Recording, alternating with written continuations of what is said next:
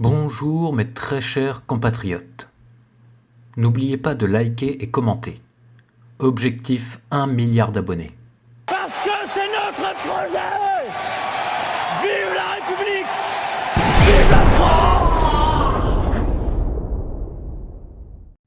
Cela fait près de 10 000 ans que les hommes ont pris d'affection les chats, à moins que ce ne soient ces petits félins qui nous aient mis le grappin dessus pour nous asservir. Toujours est-il qu'aujourd'hui, des centaines de millions de chats domestiques évoluent à travers le monde.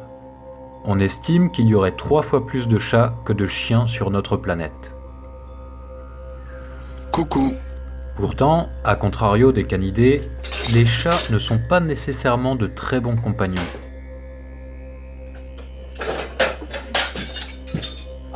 Et nous ignorons encore beaucoup de choses sur ces petits félins caractériels.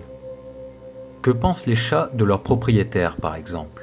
D'après une étude menée par un expert en comportement animal de l'université de Bristol, les chats ne nous comprendraient pas aussi bien que les chiens. En effet, il est évident que les chiens nous perçoivent comme différents d'eux, car leur comportement envers les humains est radicalement différent de celui qu'ils ont entre chiens, bien qu'il arrive que certains chiens se mélangent un peu les pinceaux. Les chats, quant à eux, semblent ne pas faire de différence entre eux et l'homme. Ils comprennent évidemment que nous sommes bien plus grands, mais cela n'affecte en rien leur comportement envers nous. Qu'ils se frottent sur nos jambes, s'asseyent à nos côtés ou fassent leur toilette, les chats font exactement la même chose entre eux qu'avec nous. Ils nous prennent simplement pour d'énormes bêtes maladroites lorsqu'on trébuche en se prenant les pieds sur eux. Cependant, ils nous considèrent comme leur égaux car ils ne se frotteraient jamais contre un autre chat qu'ils considéreraient comme inférieur. De plus, ils sont souvent dépendants de nous pour être nourris, bien qu'ils soient d'excellents chasseurs. C'est quand même plus facile d'attendre les croquettes. Mais d'ailleurs, les chats ne se serviraient pas de nous par hasard ? Il est possible que notre attirance pour ces félins de compagnie ne soit pas de notre ressort.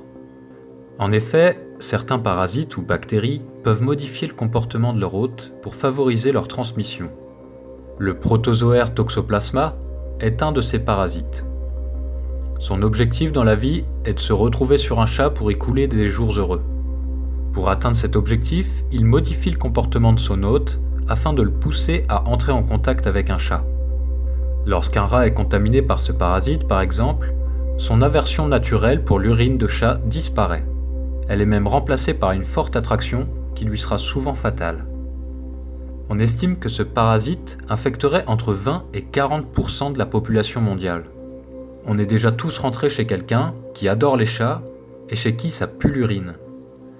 En effet, les humains atteints de toxoplasmose réagiraient comme les rats, expliquant le fait qu'ils ne soient pas dérangés par l'odeur de pipi de chat. Notre amour immodéré des chats pourrait donc n'être que le fruit de la volonté d'un parasite. Et les chats porteurs de ce parasite l'auraient bien compris, et nous le transmettraient depuis 10 000 ans afin d'avoir une armée d'esclaves leur apportant toute la nourriture dont ils ont besoin.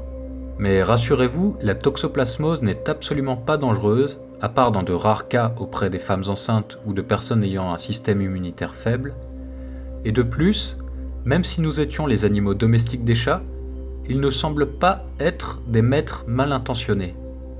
À moins que...